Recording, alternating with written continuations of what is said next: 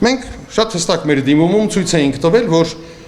օրենքը հետադարձ ուժ ունի, նոր պարտավորություններ է դնում մարդկանց վրա, որտեղ պարտավորություն է, որ նրանք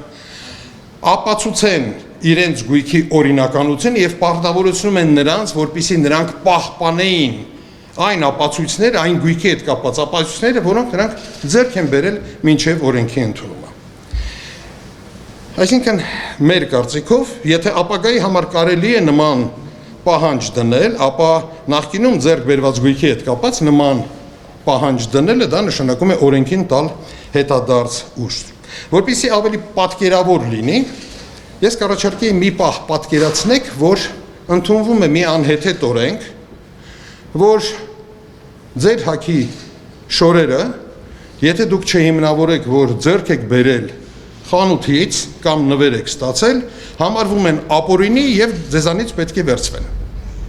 Այ պատկերացրեք մի պահ այդպիսի անհեթեթ օրենք է։ Եթե այդ օրենքը ընդունվի,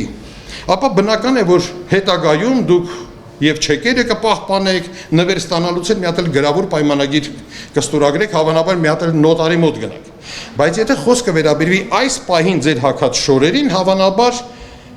գրեթե բոլորդ կհայտնվեք մերկ վիճակում, որովհետև որևէ մեկի մտքով չէր անցել, որ պետք է պահի, ենթադրենք, անցյալ տարի ձեռք բերված շորերի չեկը։ Այս օրենքը նմանատիպ դրույթ է պարունակում այլ գույքի հետ կապված։ Եվ ամենացավալին այն է, որ մեր այս փաստարկը սահմանադրական դատարանը դրան շատ տարօրինակ ձևով անդրադարձ կատարեց։ Սահմանադրական դատարանը նենգափոխեց մեր փաստարկը։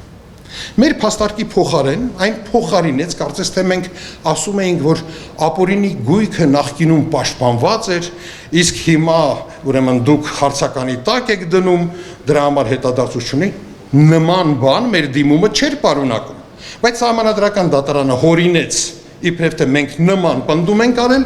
եւ հետո հերոսաբար պայքարեց իր իսկ հորինած, բայց մեզ վերագրած դիրքորոշմանը եւ հաջողությամբ հաղթահարեց այն։